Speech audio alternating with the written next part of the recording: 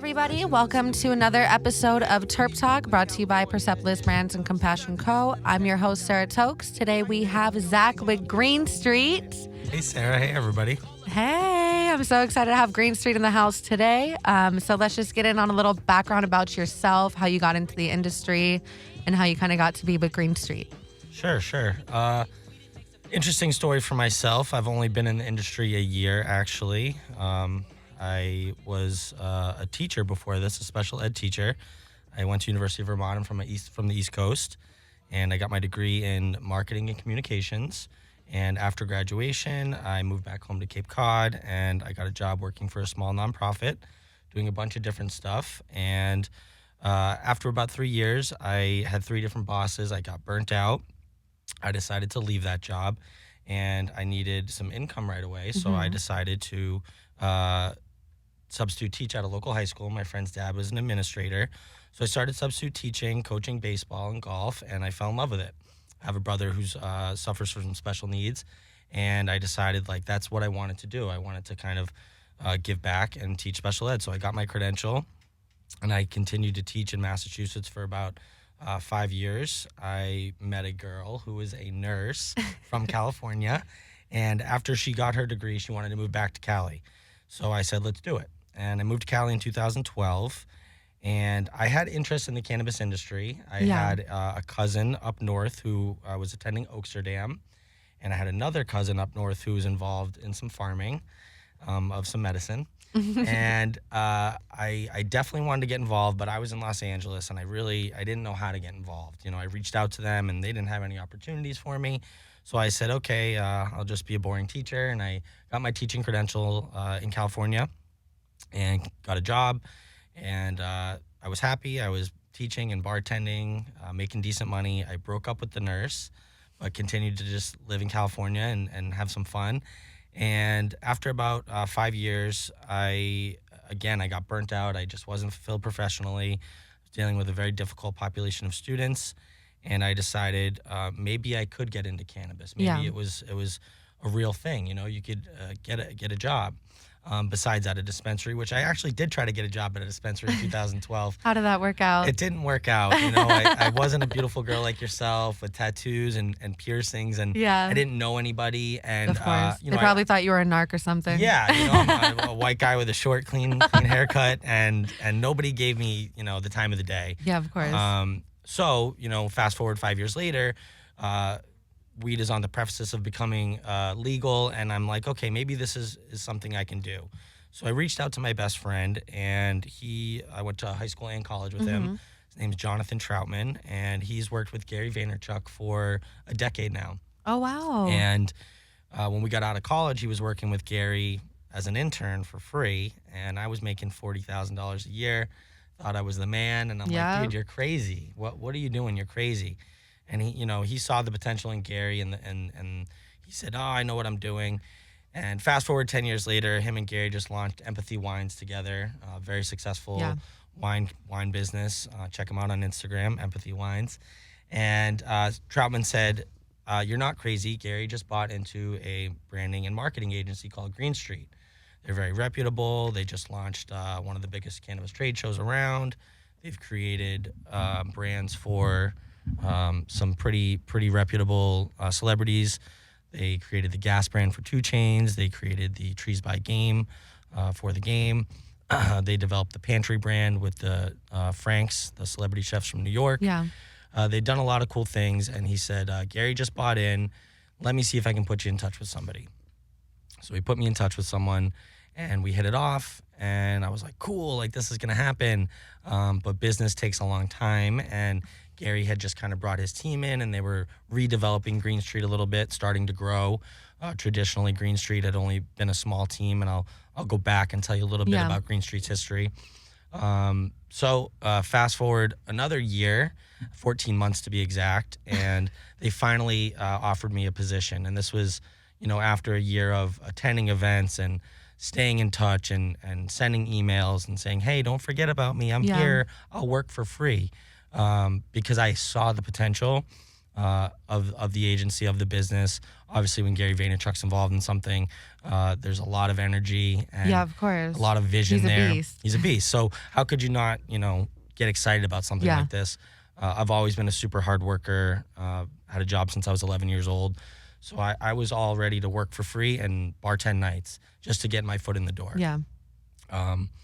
Because I believed in it that much. And then they hired me, and they had this building that they were working on, which came to fruition because, well, let me just back up, I guess, and tell you about how Green Street got started, and then that will segue into the building. No problem. Yeah. So Green Street traditionally was founded as an advertising marketing agency in 2012. My bosses are Rama Mayo, Josh Shelton. They got teamed up on a project for Snoop Dogg called the G-Pen, herbal vaporizer. Yeah. And Josh was a lawyer working for Vicente Sederberg, and Rama was working for a marketing agency. They got teamed up, and they were very successful. They kicked ass with the project. And Joshua said, we should start a business licensing products for celebrities. Rama said, you're crazy, dude. Cannabis is illegal. Why would we license cannabis products for celebrities? We got lucky on this one. This was in 2012. And Josh said, we should do it. A year later, they decided to do it, and they launched Green Street, and they started to create these brands for the game, for 2 Chainz. They licensed many products for celebrities. They've worked with Ray Sermon. They worked with Sublime. They've worked with the Franks, like I said. I mean, if you look at our website, we have 50 brands we've worked with. And they began to develop all these relationships, foster all these relationships, and they built, themselves into the #1 kind of branding agency in LA. And with that, as they started to build up, they partnered up with Gary, and then they launched the Hall of Flowers in 2017. Yeah. Which is the biggest cannabis trade show. And the point of that was to build a platform for the cannabis industry. Obviously, you have those trade shows out there, the MJ BizCons and those types of trade shows. They're not like they used to be, You have a lot of venture capitalists out there just throwing money around, some snake oil type salesmen, just trying to make money, It's not about doing business anymore. So they wanted to create these platforms for cannabis businesses to conduct business on a legitimate level and to really change the culture and smash the stigma. So they did that. They launched Hall of Flowers, super successful. And they had this idea that they also wanted to kind of do that and create an epicenter, where businesses could have a Hall of Flowers on an everyday level. Yeah. So they had the idea for the building.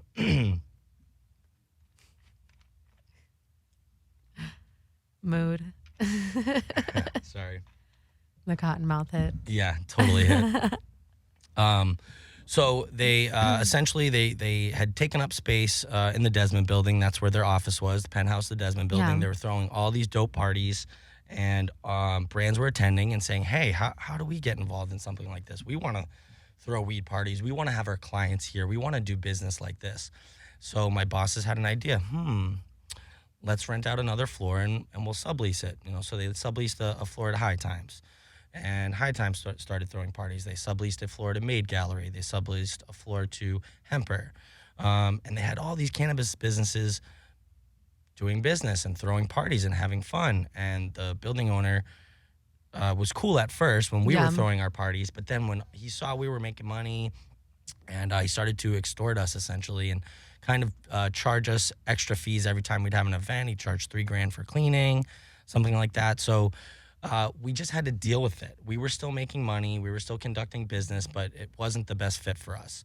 So we had a meeting one day and with the gentleman, and my bosses told him what was going on. And the guy said, well, I can help you buy a building. And we said, what? And he said, yeah, it's not that hard. And so we partnered up with him, and we bought a building in downtown LA, and we broke construction about two and a half years ago. Redid the whole building, completely gutted it. 1930s is the original date the building was built. Super cool building. Yeah. Old factory. Was actually used in the tech noir scene in the Terminator. So there is some history there. Yeah, that's super cool. It's the most famous scene in the Terminator. So if you haven't seen and it, it's Green Street's building. Green Street's building, correct. Definitely looking forward to throwing like some sort of pop-up theme Terminator party one day, maybe. That would be so dope. It's like a weed Terminator makeup Yeah. instead of the red. For sure, for sure. So they bought the building, and like I said, the idea behind the building was an extension of the Hall of Flowers to create this platform where we could conduct business on a legitimate level. Yeah.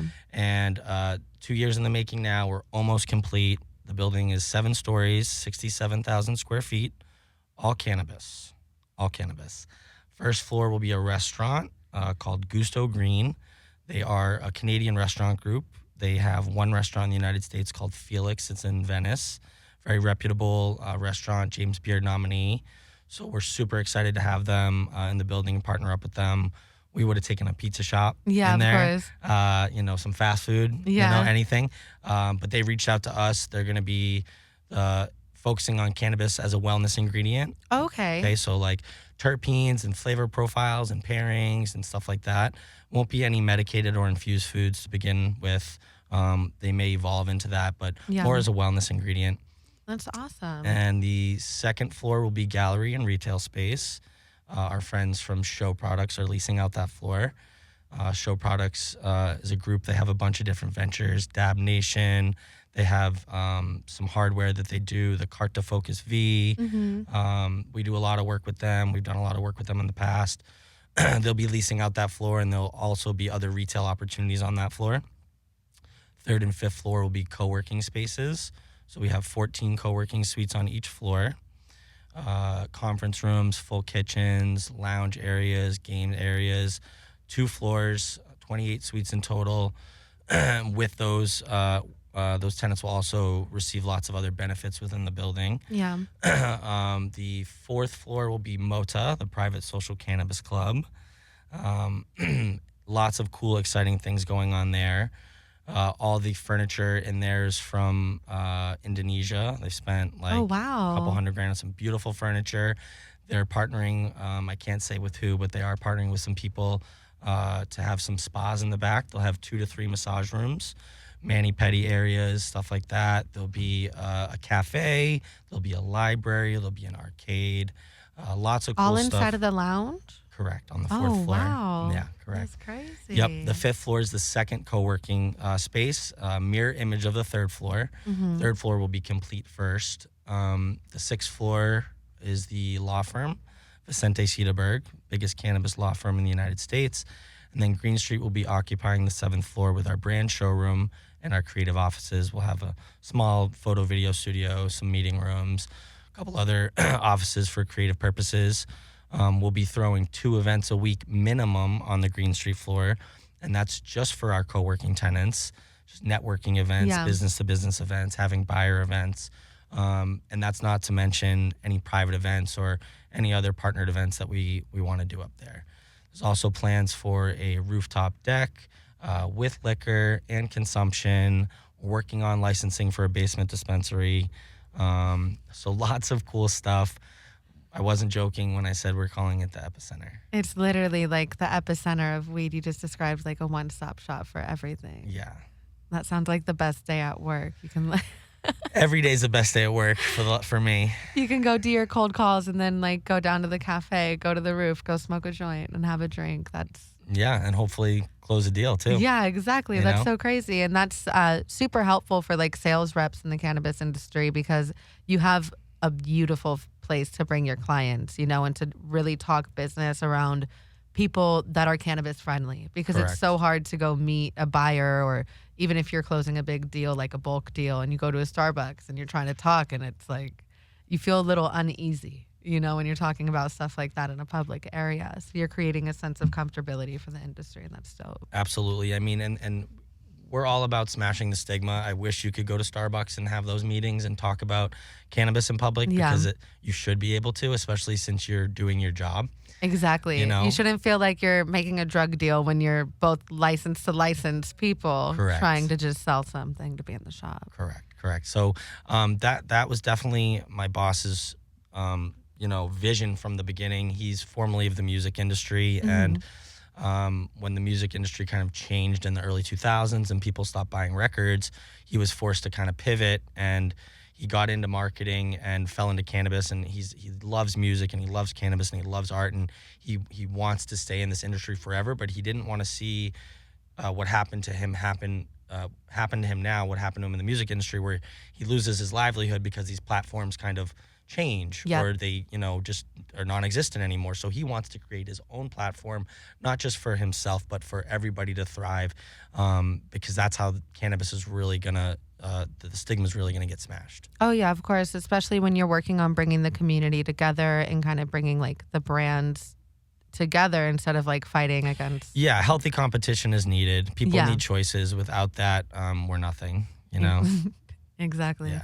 Especially when it's like the top shelf growers and then it's like someone that's like sourcing all their flower. And Correct. A lot of people have the same stuff on the shelves nowadays. Correct. So that's always crazy. So what all does Green Street offer?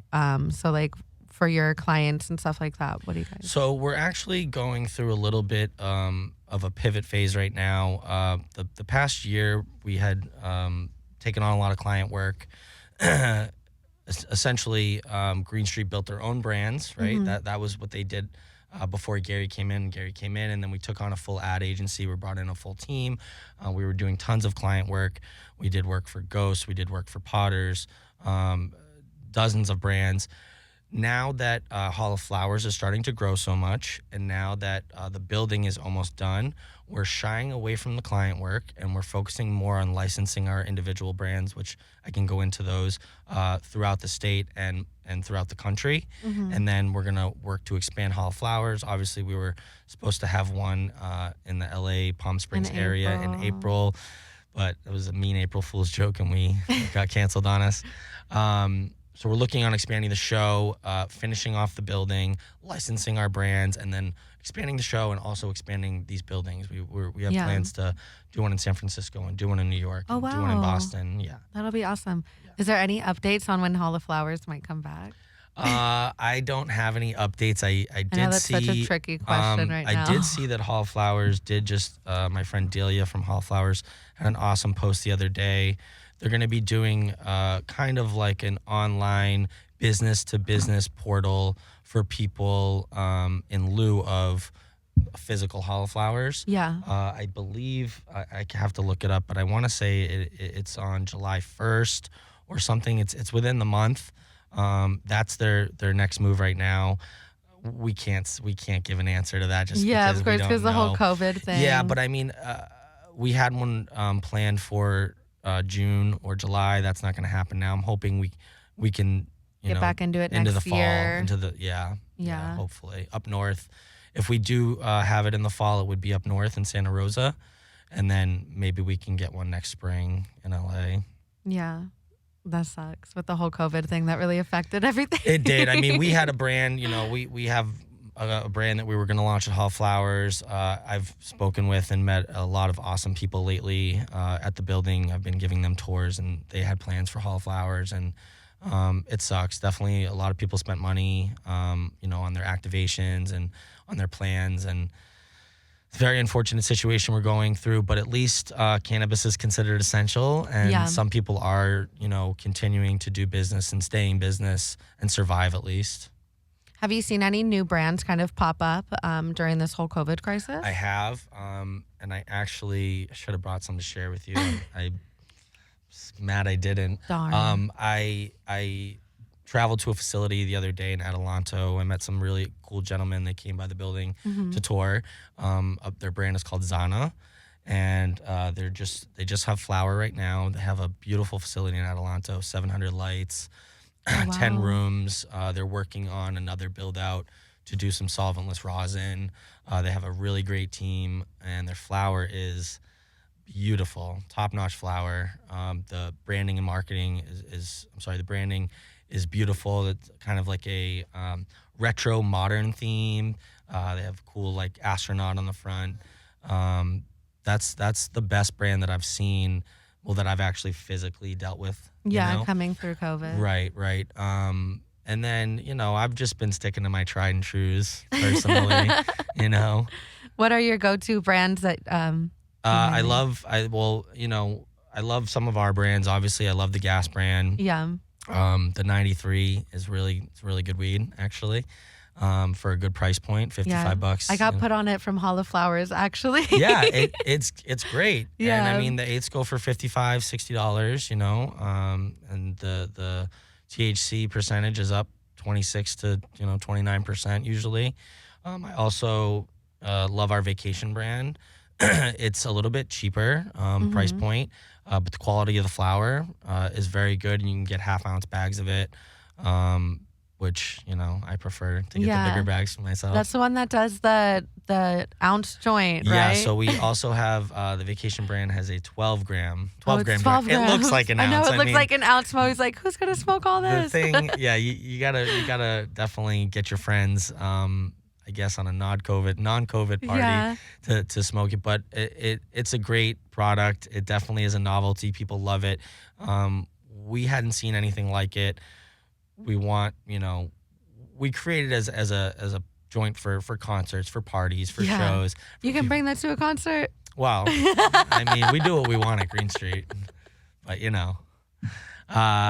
those are my favorite in-house brands.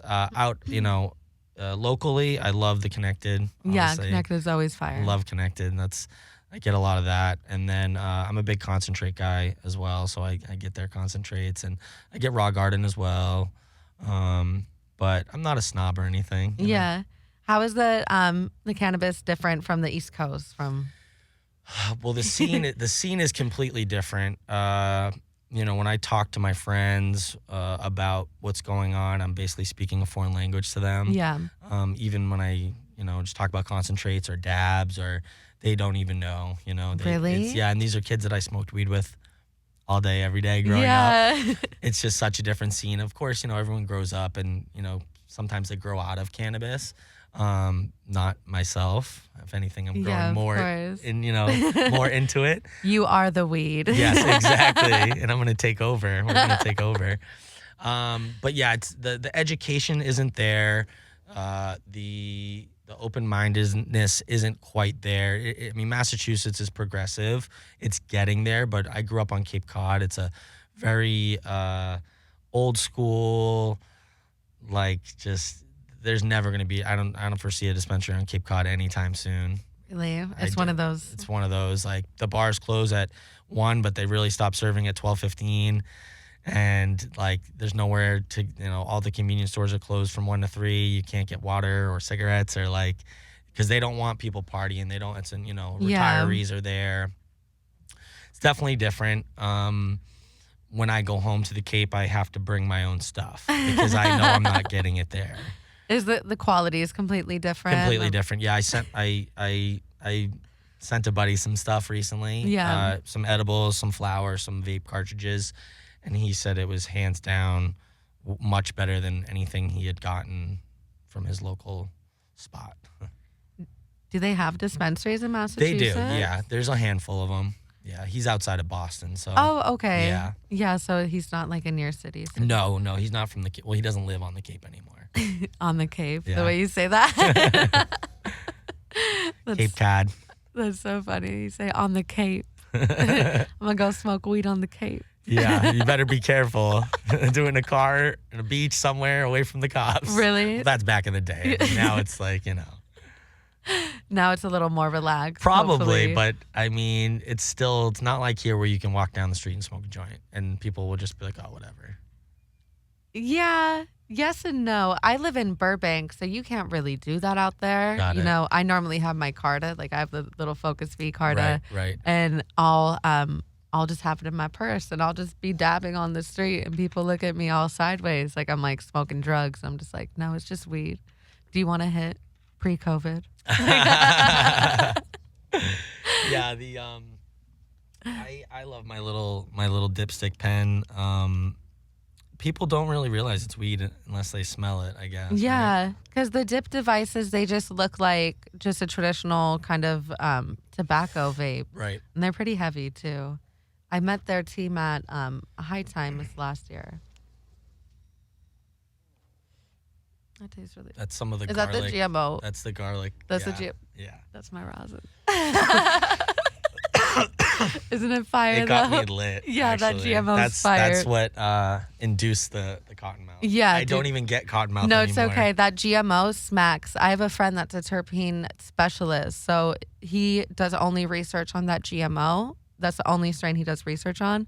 So he actually has like just a bunch of like GMO hash rosin. So he'll gift like a couple baller jars to me a week just for me to kind of do little terps The hash on. rosin is my favorite. Yeah, that's the solventless. my yeah. go-to is Yep. always like hash rosin. There's like, I'm not going to hate on the solventless rosin. I just kind of like the lighter colors Right. and like the more terpy smells. You know, that's Yep. just Yep. because I feel it hits you different when the terps really, Yeah, that's the point. when the It's terps medicine. creep up on Right, you. Right.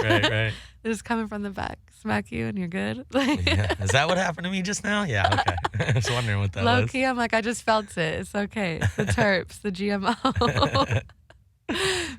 So let's get back into a little bit about Green Street. Yes, sure. I believe you left off kind of on like the history of Green Street, and then we were going into what you guys were doing now. Yeah, okay. So we're, like I said, we're focusing on licensing our brands. So our brands that are under our umbrella right now would be Gas, Vacation, Country, and Trees by Game.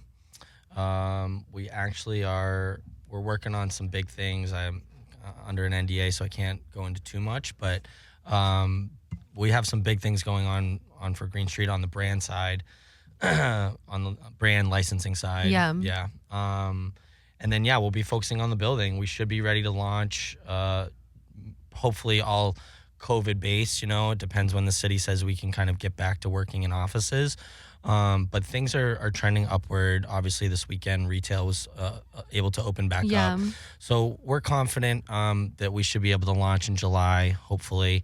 And that will be with the first co-working floor, the law firm, and then the Green Street floor. And like I said, we'll be, as soon as we launch, events, we're going to hit the ground running. Can we host events though with the whole COVID thing? How would that work right now? I'm sure there's going to be regulations, but like, if people are going to be able to go into restaurants, I think we're going to be able to do events. And the thing is, like, yeah, I mean, that's the way I look at it. I mean, eventually the world is going to have to reopen. Sports, they're going to have sports. They're going to do these things. They're just going to be different, I think, right? Yeah. So we have a huge space, right? It's like 3,500 square feet almost. Well, the showroom space is probably like 2,800 square feet, and then we have office space in the back. But anyway, it's a huge space. If we got to spread out, we got to spread out. If we got to wear masks, we got to wear masks. But I'm confident that, we'll adjust and we'll pivot and we'll find a way to make it happen. I feel you. Just like, Green Street has always had, there's always been, what's the word I'm looking for? Difficulties with the way they have to run their business, right? Because they market cannabis products, and there's always regulations, and there's always rules, and there's always creative ways we have to go around it to get our job done. Yeah. And that's what we're going to do. I feel you on that. How has COVID affected your whole, like the business kind of like opening and with the construction? Has it been hard? I've been busier than ever. Yeah. So it's been good for me. If you know anything about construction, you know that it always takes longer than it's supposed to take anyway. Yeah. So we already were a little bit behind, and this actually has given us a little bit of time to catch up because the world has seemed to like kind of shut down. But construction has been considered essential, and everyone's been working every day for the most part. And I've been to the building 2 or 3 times a week. I've been hosting meetings and giving tours and kind of just checking in. And like I see the progress every day. There's still work to be done, but it hasn't really slowed us down too much, luckily. Yeah. And then in terms of my day to day, we have we'll be launching the co-working suites, and I'm kind of in charge of onboarding the new tenants right now and trying to fill those last suites. And we have 14 suites. 9 of them are rented out, so we have 5 available. And I have like almost probably 8 or 9 different people that are like teed up, ready to go. They want in. They just want to see what the city's gonna say. Yeah. Right. So like people are ready to come back to work. They're interested in the building, and I've been, like I said, just giving a lot of tours and doing outreach and meeting lots of awesome new people, connecting with lots of people in the industry and seeing how they've been doing and through COVID has been kind of fun to see like how people have been persevering. Yeah. Yeah. It's either they've been more motivated or they've just fallen off the face of the earth. There's no in between. Yeah, and luckily, I'm of a positive mindset, and I just love to like give energy out and receive positive energy. And like most of the people I've been around have been on the up and up for the most part, and really just grinding. And that's how you have to be during a time like this. That's all you can do. Because if you're going to continue to be negative, everything in the world is just going to get worse. And then once you're positive, then you're manifesting, then all this good stuff is going to happen to you. You got it. You know, and especially in a time like COVID and like with the industry like cannabis, to where I hate to say it, there is a lot of negative on us just because of the stigma of cannabis. Right. You know, so like just the fact that like you and I, we have a career in cannabis, and like I would have never been able to even fathom like 5 years ago that I'm going to have a career in cannabis. I agree. And I'm going to have a podcast on cannabis.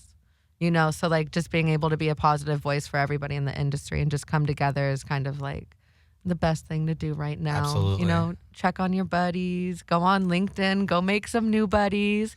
That's how we became buddies. Hurt. The worst someone could say is no or ignore you. Exactly. Reach out to people, introduce yourself, be humble, and be a hustler. Yeah. And good things will happen for sure. Yeah, you have to. That's just key. That's the key to life right there. What is it like working with some of the celebrity brands? It's a lot of fun. I've definitely hung out with some cool people. Yeah, I'm sure. I've met a ton of celebrities in my life. I grew up caddying. I've caddied for a lot of famous athletes and cool people. I've golfed with Arnold Schwarzenegger. I've met Bill Murray. I've caddied for a ton of athletes. So that's nothing new to me, but it's awesome. I've chilled with Juicy J. I've hung out with the game. My first actually month at Green Street, I was tasked with delivering a 1/4 pound of weed to the game at the Roosevelt Hotel. Oh my gosh. For a private party. Yep. And I brought that up to his Marilyn Monroe suite and left it for him. That's dope. Yep. And then we also had a private function for the game when he released his brand at MedMen. Mm-hmm. They did a little thing over there, and our office isn't far, so they walked over and they had a little private party. And I was actually tasked with organizing, throwing that party. Oh, wow. It was right after Hall of Flowers, and one of my bosses was either sick or out of town, and the other one was sick, and then one was out of town. And they were like, we need you to do this. Yeah. And I did it, and it was cool. And we had like 60 people smoking weed at the same time in our office. That's dope. Yeah, and the game's a man. Is he pretty involved with his brand? He's super involved with the brand. He actually is super involved. We wish that everybody we worked with was like him. Yeah. Yeah, for sure. Because we've worked with a lot of celebrities, and you know, sometimes they just want to put their name out there and don't really want to get involved. And, at Green Street, like, we're all about just working, right? We like to work, and we like our partners to work with us to make the brand the best thing that it can be, you know? Same thing with 2 Chainz, super involved in the brand. He's reposting from the Instagram all the time. Yeah. Yep. And then the Franks with the pantry, when we were working with them, they were coming to our office and hanging out and doing dinners with us. So we've been very fortunate in that regard. You know, like I said, my boss has a background in music, so he understands, you know, the relationships with these types of people and how they like to be treated. Yeah. And it doesn't hurt, you know, to share their product with them a lot too.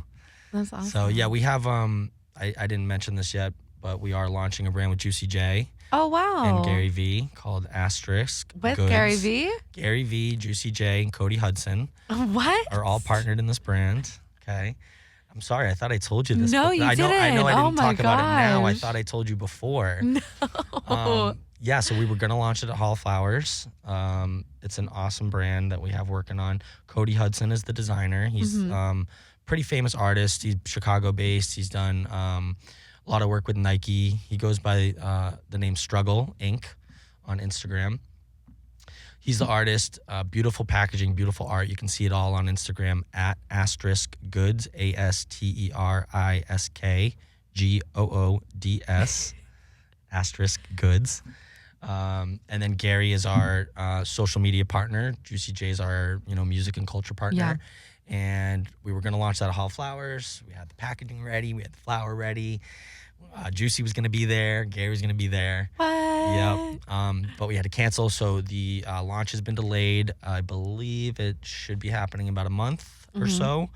And there's going to be some special music from Juicy coming as well. Oh, wow. To go with the brand? To go with it, yeah. Oh, my God. Yep. So then hopefully this will all kind of line up with the building. And we can do a really big launch party for Asterisk there. Yeah. But we have merch that will be for sale soon online. You can actually see it also on the Instagram. Oh, wow. It'll be available very soon. So keep following the Instagram for the update there. But yeah, that's our newest little baby that we're super excited for. And a lot of cool stuff. A lot of cool stuff there. That seems really exciting. So what's it like kind of working with Gary V? Gary, I haven't worked much with him. I don't want to say he's hands off, but he's definitely hands on. But he, realizes that Josh and Rama are the cannabis guys, right? Yeah. And that they've been doing this for a long time, and he trusts them and kind of empowers them and enables them to kind of do what we do. And that's that essentially. I mean, he's involved with the Hall Flowers side, but in terms of the brand work, aside for the Asterisk brand, Yeah. he's not that hands in, but I mean, everyone, if you know Gary V, like he's amazing. He's super, inspirational, and the energy that you just get just by being around him is like so intoxicating. I'm sure. Yeah, so super cool. My bosses had tried to reach out and partner with him for years and years. It took them 5 years before he got a response. Oh, wow. Yeah, and then they met with Gary, and Gary, I guess, was really impressed with all the work they had done and partnered up with them. That's amazing. Yeah. That's so cool that Gary is a part of Green Street. I think that's... Yeah, I think it's really going to help, this whole, coming back to this destigmatizing cannabis, we need people like him to help smash these barriers down. Yeah. Gary talks a lot about disrupting things and changing things and changing people's perceptions and not giving a fuck. You could say to quote it. you, Gary, not giving a fuck about what people think about you. Yeah. And it's this mentality that we're bringing kind of to the cannabis sector. Like, not that it hasn't already been there, but we're also bringing a professional flair to it. You're not chatting it up though. If you know what a chat is. Yeah. Okay. Yeah, I do know what I do. Yeah, I'm like, you're not a bunch of chads coming in. You guys are like actually from the cannabis industry and you understand us. And I think that's really cool that you guys, your founders are actually from cannabis and both music. Right. So well, that's so cool that the involvement with Gary and everything. Do you have any like tips and tricks on like kind of creating a brand or like when it comes to marketing for like cannabis? Well, first off would be have some capital for sure. It's definitely not cheap. Have some capital, align yourself with the right people. Yeah. There are a lot of people out here that are just out here to make a dollar. They don't care about you. They don't care about the brand. They don't care about your intentions. I would say capital, the right people, obviously good ideas. You need to surround yourself with some people that know the industry. You can't just have money and say, oh, I want to start a cannabis brand. Yeah. It doesn't really work like that. We've seen, people with millions of dollars lose it in no time, If you know, the Genius store just went out of business. What? Yeah, on What? Melrose. They closed down When? 2 months ago. Really? Before the COVID hit, and they had a lot of money. Oh, So I did not know that. Yeah, so like it goes to show you, like, just because you have $10 million doesn't mean that you can start a brand and be successful. Just because you have a celebrity backing doesn't mean you can just be successful. And yes, we do have celebrities, and we've, because of my boss's background in music, he does find it necessary to kind of anchor these brands with a celebrity. Yeah. Not that that's going to win. That alone is not going to win. There's lots of other things that go into it. And that's also not saying that you need a celebrity to be successful. You don't need that. You need money. You need the right team. You need vision. You need to be able to work hard. And you need to be able to work for free for a while. I have a cousin, and she actually just received a small business loan, and she is going to start her own brand. and I've been kind of working with her and helping consult with her on how to put her ducks in a row, and with all the licenses and whatnot. And I told her, she got a $200,000 loan, which is awesome. Yeah. But I told her, like, be prepared. You need more probably. But she's a hard worker, and she's all about it. She's already looking at Sweet Space in the Green Street building because she realizes like the value that comes with being associated with the Green Street. Many people have said, well, what's in it for me? Like, why would I? What's the value? And I said, well, the value is our network. Like you said, the clout that you get by bringing a client there instead of a Starbucks is, right away they're going to be like, oh. That already closes the deal. As soon as you're like, hey, go meet me at my suite at Green Street, they're like, okay. Right. And it makes you Checkbook ready. It makes you look legit. It makes you look like you're a businesswoman. Yeah. And that you do know what you're doing, and that you can afford nice things because you're successful at what you're doing.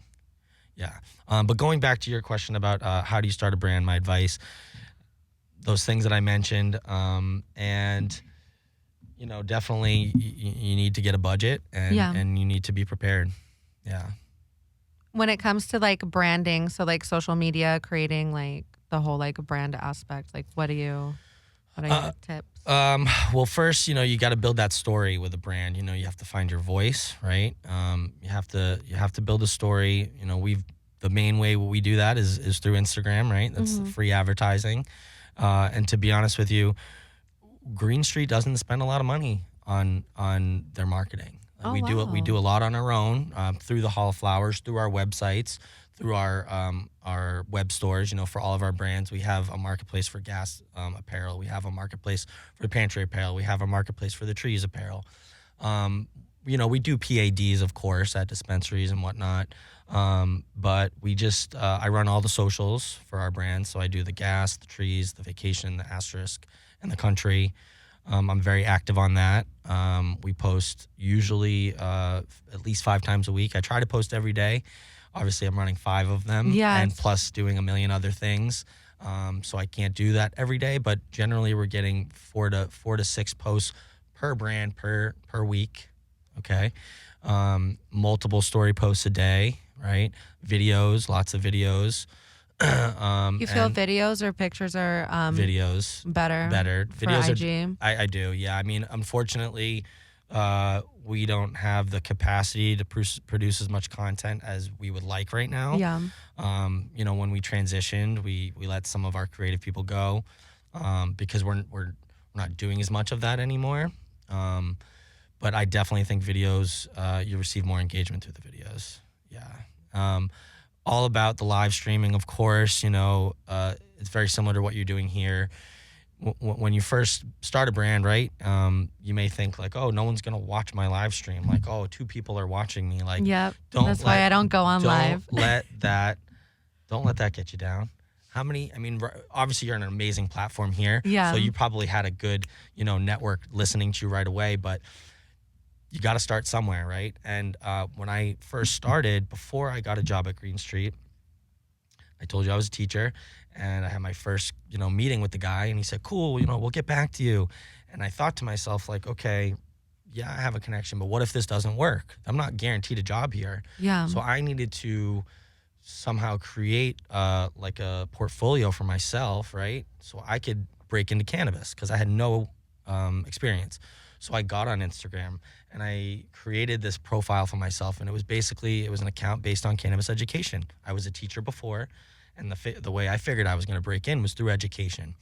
And I posted I was working 70 hours a week at 2 jobs, and then posting 1 to 3 times a day on my own account about cannabis education. And when you first start, like, you're not going to get engagement, you're not going to get followers, but it's not about that. It's about the content that you're putting out. Yeah. And that goes for when you're building brands too. You have to build that story. It's going to take time. So don't get discouraged. Just keep working hard. Keep putting the content out. Don't worry about the likes. Don't worry about the views. They will come, And then when you start, if you have a brand and you do start spending some marketing dollars, you'll see it. You'll see it all start to come together. So you said that you did a little cannabis education. Do you want to go in about that and kind of like talk about that? Yeah, sure. What did you cover and everything? That's super cool. Yeah. So like I said, I didn't really know how I was going to break into cannabis, but I love to talk. I love to educate. I love to connect people. And especially that's what's going to help destigmatize cannabis is the education factor, right?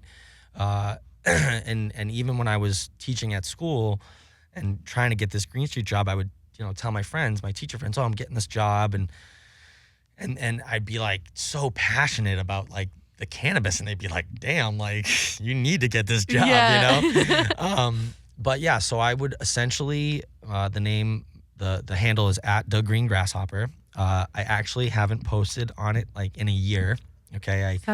I got so busy with Green Street stuff, I kind of took a step back, but I've been telling myself like, I do want to kind of get back into it and start just making, connections through the education facet, because I haven't been, I'm working now. I want to get involved a little more, if that makes sense. Yeah. But, and I would post about anything and everything from information about terpenes to cannabis policy to history to I actually started doing the first thing I started to do is because I couldn't think of anything. I was like, I'll do reviews, and I was going to dispensaries and getting product, and then I would do a product review and a dispensary review, and I would do that like a couple times a week, and then I started to gain some more followers that way, and then that's when I would start to do more posts, and I would like, okay, I'd do one of those, and then I'd maybe share like a beautiful picture from like a cannabis photographer, and I'd pump them up, of course, always pumping people up, always giving credit to the artist, always giving credit to whoever, if it wasn't my own photo, and starting to build this community, right? And I amassed a decent following in 6 months to a year, but that wasn't my motivation anyway. The motivation was to build that portfolio in case it didn't work out with the Green Street thing. But it, they saw that while I wasn't working for them, I was working, to try to build myself up, and they were pretty impressed. And I think that's probably one of the reasons they offered me a job, but many other reasons. But yeah, that was the idea behind that. You can definitely still go to that Instagram handle and see all the stuff I posted. There's some funny stuff in there. I've wrote poems, like, oh wow, yeah, that's so cool. Like it was my favorite part of the day. I would literally go home and I'd be like, okay, what am I gonna do today? And whatever popped into my head, I would just do it. I love that. Yeah. Do you have a favorite terpene? Ooh. That's such a broad question with all the terps. Or favorite terpene profile, maybe? Like a mixture of the two? I mean, I'm a basic bitch. Limonene is like, it's, I love the citrus, You Myrcene. Myrcene? Yeah, myrcene, sorry. Myrcene. That's probably my favorite. I love myrcene. The mango terpene. Yeah, the mango terp. We just did an episode on myrcene that'll be releasing pretty soon, a cooking episode. So great. Make sure to stay tuned for that. That's so dope. Yeah. What's your favorite thing about working in cannabis? The people, I don't know. It's everything. I mean, the last year has been, I haven't had a bad day. I get to smoke weed while I work. I get the job done. People appreciate it. People appreciate me, my hard work, my energy. I just love it. And the industry took a pretty big hit Q3 and Q4, right? Yeah. A lot of people got let go. I have lots of friends that lost their jobs. And I was so happy that I didn't. And if I did, I could never go back to anything else. Like, I'd have to stay in the industry. People are like, oh, you could be a teacher. No, don't want to be a teacher again. That's so dope. Do you have anything you want to kind of say or like touch base on before we sign off for this episode? Just I want to make people aware of the amazing project we're working on downtown, the Cannabis Epicenter, the Green Street building, 718 South Hill Street on the corner of 7th and Hill. Lots of cool stuff going on. If you have any interest in checking it out, you can reach out to me. Find me on LinkedIn, Zachary Hirschfield. That's it. Thank you so much for having me. It's been awesome. Yeah, of course. Thank you so much for coming on the show. And thank you everybody for tuning in to another episode of Terp Talk, and we'll talk Terp soon.